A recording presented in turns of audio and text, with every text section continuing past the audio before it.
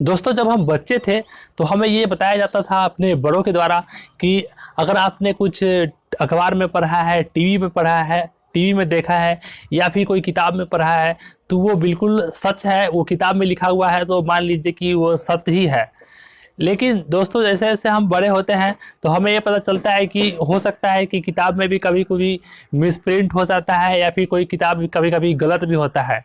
तो दोस्तों, आज हम उसी के बारे में बात करेंगे कि इंटरनेट पर क्या सच में सब जितना चीज़ कंटेंट अवेलेबल है का वो बिल्कुल सच है, बिल्कुल सही चीज़ बताया जाता है इंटरनेट पर। तो दोस्तों, वीडियो शुरू करने से पहले अगर आप चैनल पर नए हैं तो चैनल को सब्सक्राइब कर दीजिएगा और वीडियो कर दीजिएगा लाइक, क्योंकि मैं इस तरह का टेक इन्फॉर्मेशन आपके लिए लेके आता रहता हूँ।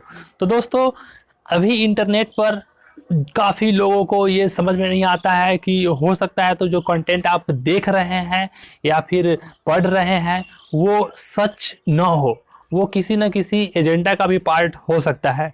तो बहुत सारे लोगों का ये मानना है कि इंटरनेट पर जो चीज़ लिखा हुआ है वो बिल्कुल सही है, वो गलत हो ही नहीं सकता है।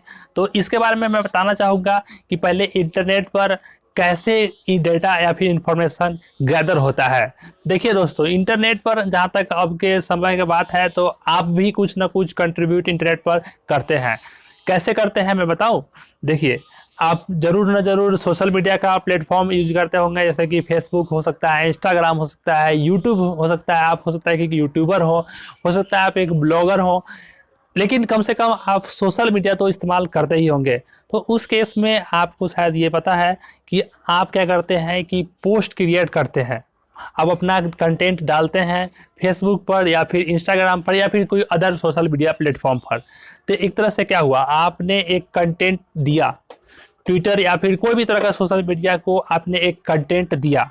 अब कंटेंट दिया, अब वो कंटेंट कोई अलग पर्सन के द्वारा देखा जाएगा, उसको समझा जाएगा, उस इंफॉर्मेशन को इकट्ठा किया जाएगा।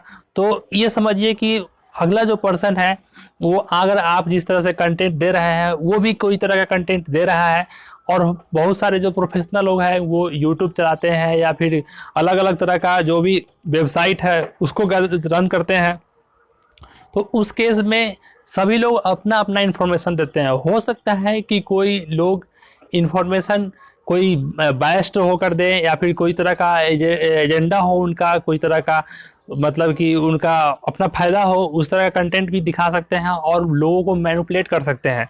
तो इसके लिए है कि आपको समझ में आना चाहिए कि इंटरनेट पर जो भी चीज़ है लिखा हुआ उसको बिल्कुल सच नहीं मानना चाहिए। आपको पहले अपना दिमाग, विवेक का, बुद्धि का इस्तेमाल कीजिए।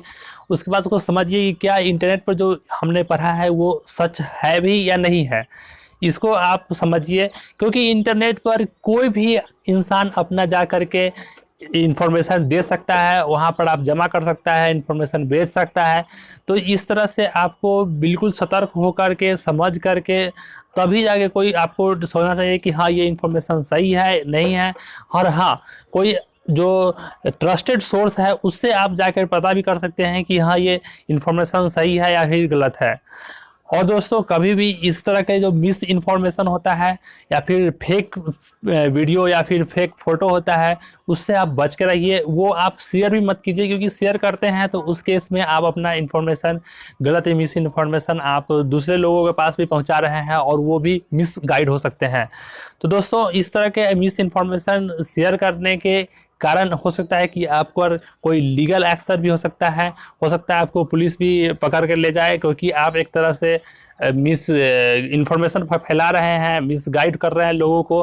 तो इस सब चीज़ों से बचिए और कभी भी कोई तरह का इन्फॉर्मेशन अगर आप देखते हैं तो उसको सोचिए, समझिए, उसके बाद ही कहीं पर शेयर कीजिए। दोस्तों, आप इस इन्फॉर्मेशन के बारे में क्या सोचते हैं आप हमें कमेंट में बताइएगा। और हमारा सोशल मीडिया जो अकाउंट है वो आपको डिस्क्रिप्शन में मिल जाएगा, तो आप वहाँ से हमें फॉलो भी कर सकते हैं। तो दोस्तों, इस वीडियो में इतना ही। अब नए वीडियो में मिलते हैं नए कंटेंट के साथ। तब तक के लिए थैंक यू, बाय बाय, जय हिंद, जय भारत।